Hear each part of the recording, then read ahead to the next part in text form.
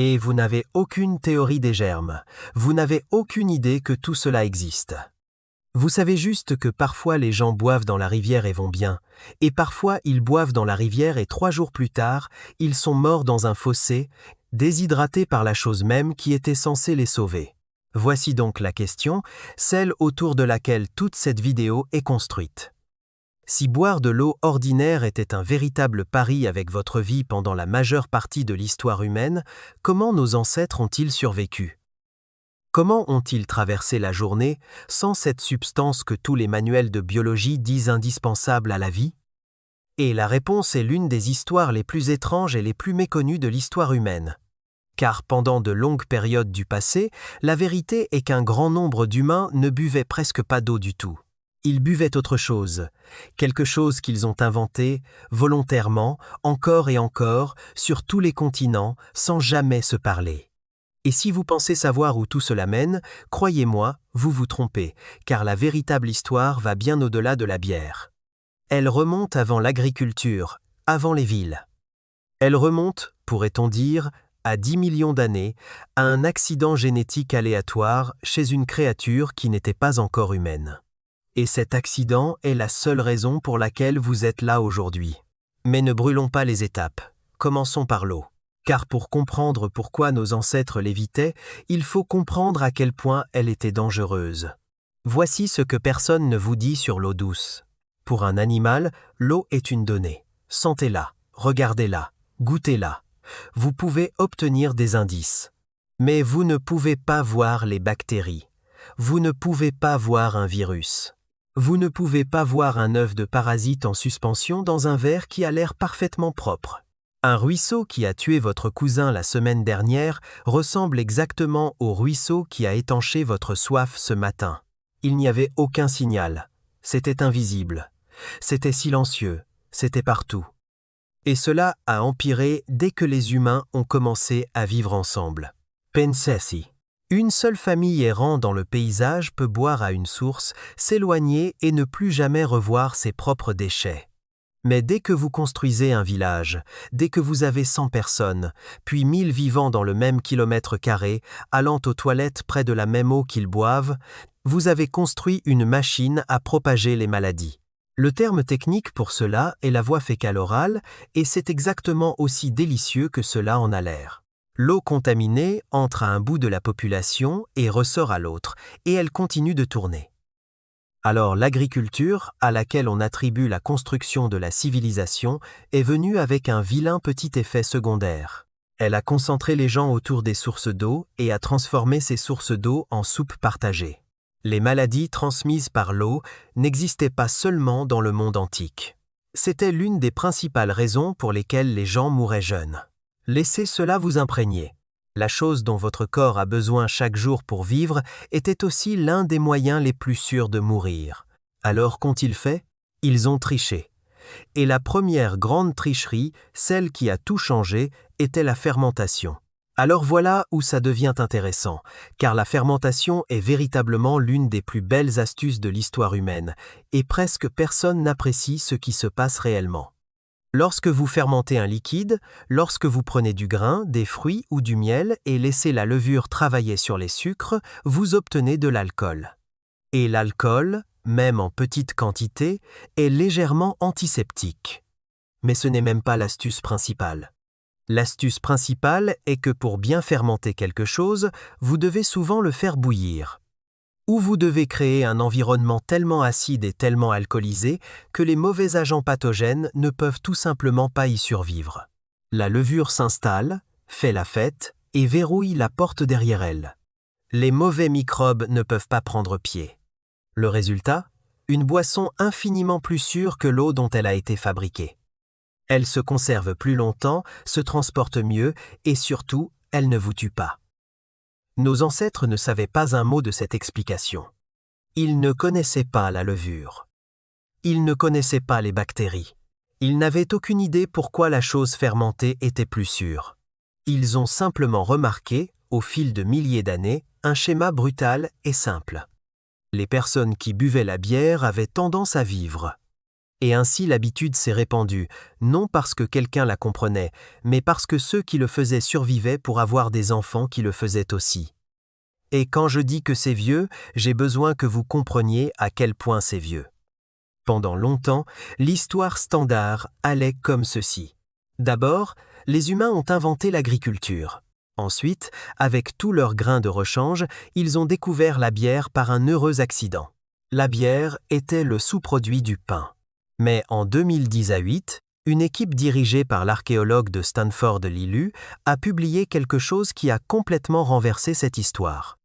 En fouillant sur un site appelé la grotte de Reichfet dans ce qui est aujourd'hui Israël, ils ont trouvé des mortiers en pierre utilisés par le peuple natoufien, des chasseurs-cueilleurs, pas des agriculteurs. Et à l'intérieur de ces mortiers se trouvaient les résidus de ce qui ressemble à du grain fermenté brassé, de la bière, une bière de blé et d'orge, vieille d'environ 13 000 ans. Relisez ça. 13 000 ans. C'est potentiellement plus ancien que l'agriculture elle-même, ce qui soulève une possibilité vraiment folle que les archéologues débattent sérieusement aujourd'hui. Et si nous n'avions pas inventé l'agriculture pour faire du pain? Et si, au moins en partie, nous avions inventé l'agriculture pour faire de la bière? Et si l'envie d'avoir une boisson sûre, stockable, légèrement alcoolisée était l'une des forces qui nous ont poussés à nous installer et à planter des graines dès le départ? Personne ne peut prouver cela avec certitude. Mais le fait que cela soit même sur la table devrait vous dire à quel point cette substance était centrale. Et ce n'était pas seulement le Moyen-Orient. C'est ce qui me frappe. Parce que la fermentation ne s'est pas produite une seule fois. Elle s'est produite partout, indépendamment, encore et encore, comme si l'humanité arrivait constamment à la même réponse au même problème. Allez en Chine. Dans les années 1990 et 2000, un archéologue biomoléculaire nommé Patrick McGovern, basé au musée de l'Université de Pennsylvanie, a passé sa vie à traquer les poteries anciennes analysées pour leurs boissons alcoolisées. Cela provenait d'un site néolithique appelé Jiao. Ce qu'il a trouvé, publié vers 2004, était une preuve chimique d'une boisson fermentée à base de riz, de miel et de fruits, datant d'environ 9000 ans. 9000. De l'autre côté de la planète, dans la grotte de Roquefet, sans aucun contact entre eux, les humains faisaient exactement la même chose. Allez aux Amériques. La chicha, fermentée à partir de maïs. Allez en Afrique, et vous trouverez des bières de sorgho et de millet remontant à une antiquité lointaine. Allez au Mexique et vous trouverez le pulque, fabriqué à partir de la plante d'agave. Allez en Europe, et du miel plus de l'eau plus du temps vous donne de l'hydromel, possiblement l'une des boissons alcoolisées les plus anciennes de toutes. Partout où les humains ont vécu, ils ont trouvé quelque chose à fermenter. C'est presque comme une loi de la nature. Donnez aux humains du sucre, de l'eau et un peu de patience, et ils découvriront indépendamment comment le transformer en une boisson qui ne les tuera pas. Mais voici une question que vous devriez vous poser maintenant, car je vous ai promis que cela allait plus loin que la bière, et c'est le cas. La fermentation explique une habitude et une technologie, mais elle n'explique pas pourquoi les humains, spécifiquement, ont pu y parvenir, parce que réfléchissez-y. L'alcool est un poison, l'éthanol est littéralement toxique et il endommage les tissus. Il détruit votre foie en quantité et tue la plupart des animaux qui en consomment trop. Alors pourquoi pouvons-nous boire cette substance? Pourquoi l'astuce qui nous a sauvés de l'eau sale ne nous a-t-elle pas simplement empoisonnés? Et c'est là que l'histoire cesse d'être à propos de l'histoire humaine et devient à propos de quelque chose de bien plus ancien que les humains. Laissez-moi vous ramener en arrière. Bien en arrière, il y a environ 10 millions d'années, dans une forêt chaude, bien avant que quoi que ce soit que vous reconnaîtriez comme un être humain n'existe. Il y a un singe ici, l'ancêtre commun des humains, des chimpanzés et des gorilles. Et ce singe a un problème, ou peut, être une opportunité, selon comment on voit les choses. Le fruit mûr est fantastique, plein de sucre, plein d'énergie. Mais le fruit mûr ne reste pas éternellement sur l'arbre. Il tombe. Et quand il tombe sur le sol de la forêt et y reste dans l'air chaud, des levures sauvages arrivent et commencent à faire leur travail. Le fruit fermente et commence à produire de l'éthanol. Ce fruit tombé, étrange, légèrement alcoolisé, est essentiellement la première bière de la nature, se brassant elle-même sur le sol sans aucune intervention humaine. Pour la plupart des animaux, ce fruit fermenté est une impasse. Ils ne peuvent pas traiter l'alcool efficacement, cela les rend juste malades ou pire.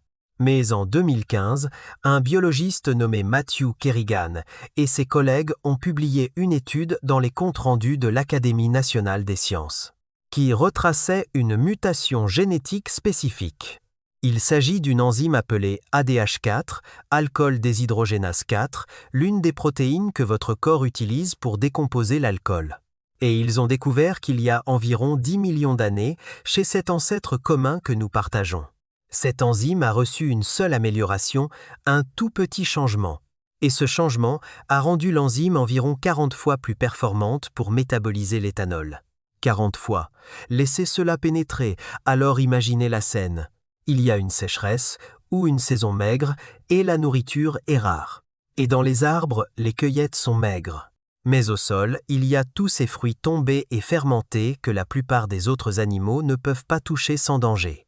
Et notre ancêtre, celui avec l'enzyme améliorée, il peut s'approcher des fruits pourris et alcoolisés sur le sol de la forêt.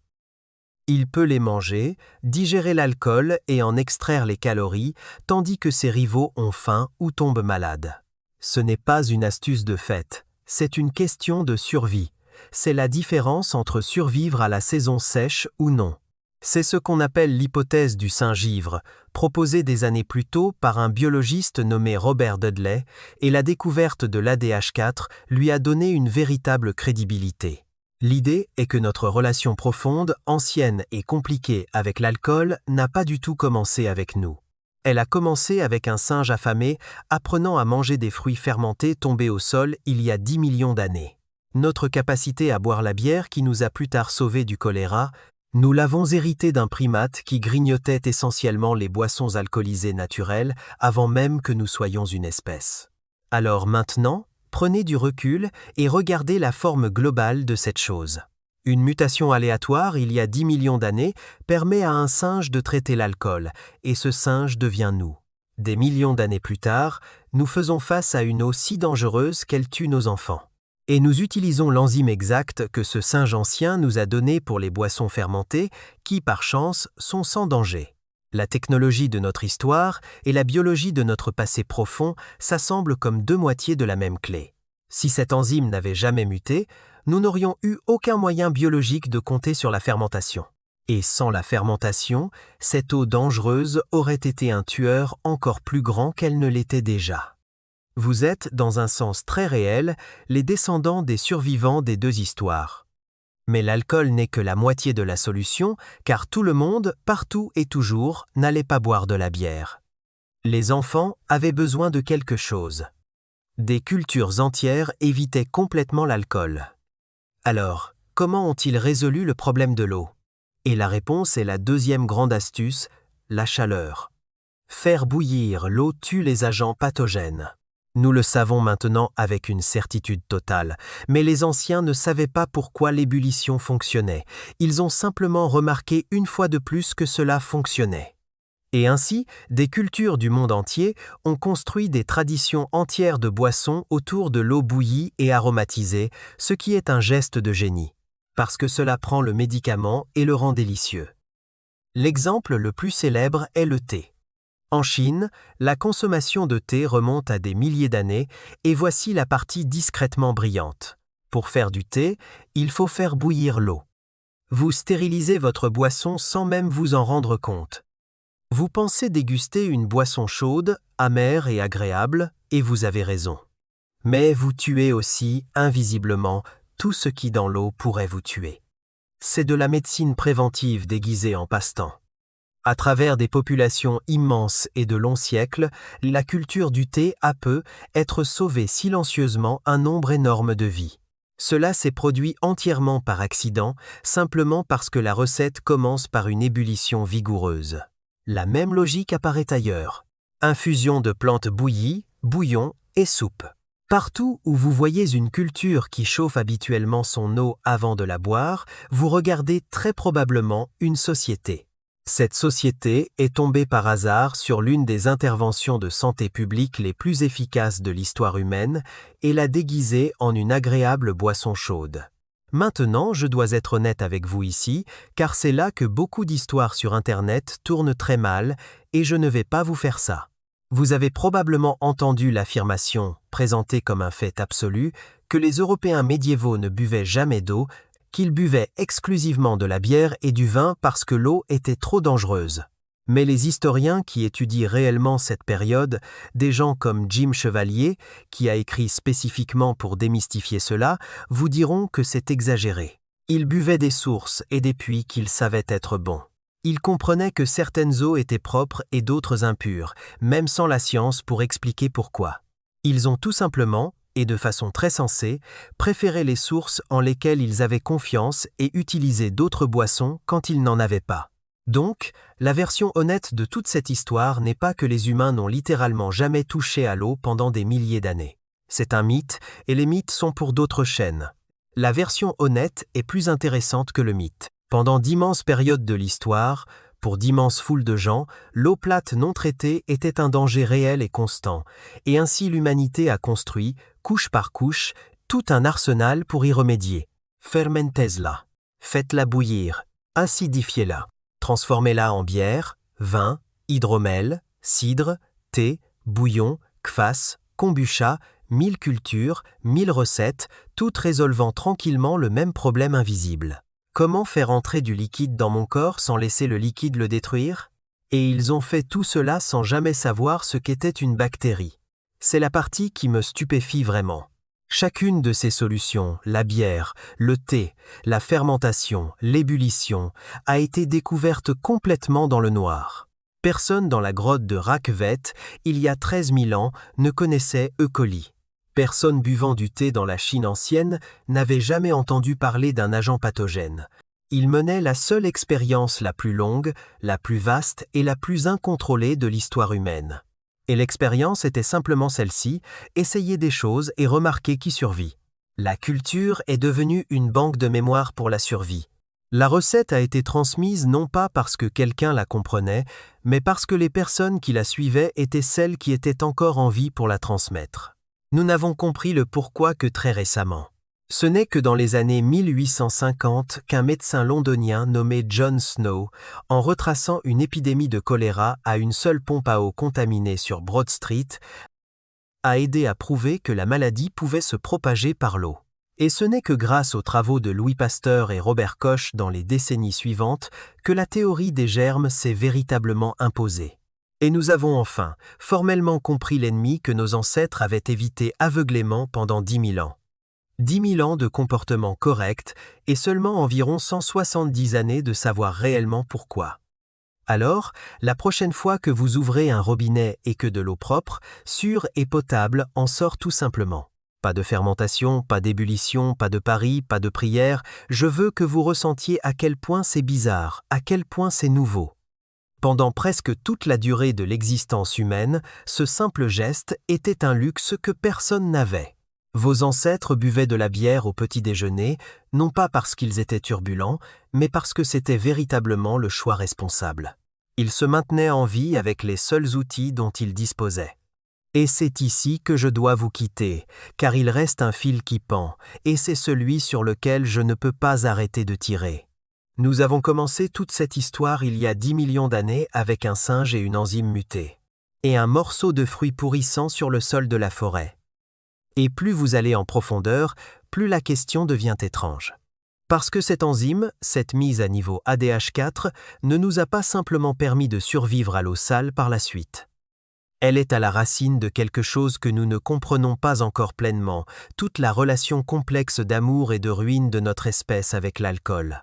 La même adaptation qui a sauvé des milliards de vies des maladies hydriques est aussi la raison. L'alcool peut enfoncer ses griffes dans un cerveau humain comme presque rien d'autre sur Terre. Ce qui signifie que la chose qui a maintenu nos ancêtres en vie et la chose qui détruit tant de personnes aujourd'hui pourrait être exactement le même héritage ancien. Une mutation, il y a 10 millions d'années, qui façonne encore qui vit et qui souffre, en ce moment même, ce soir, dans tous les pays de la planète. Et cela soulève une question à laquelle nous avons à peine commencé à répondre. Si un seul changement accidentel dans une enzyme, chez un singe oublié, pouvait se répercuter jusqu'à votre robinet de cuisine et votre bar local. Quoi d'autre se cache dans votre génome que vous n'avez jamais remarqué? Quelles autres astuces de survie anciennes portez-vous en ce moment, qui s'exécutent silencieusement en arrière-plan, écrites par un monde que vous ne verrez jamais? Parce qu'en réalité, l'histoire de pourquoi les humains n'ont jamais vraiment fait confiance à l'eau ne concerne pas du tout l'eau. Il s'agit d'une habitude bien plus ancienne, bien plus profonde que notre espèce n'a jamais brisée, et elle a commencé bien avant que le premier humain n'ait jamais eu soif.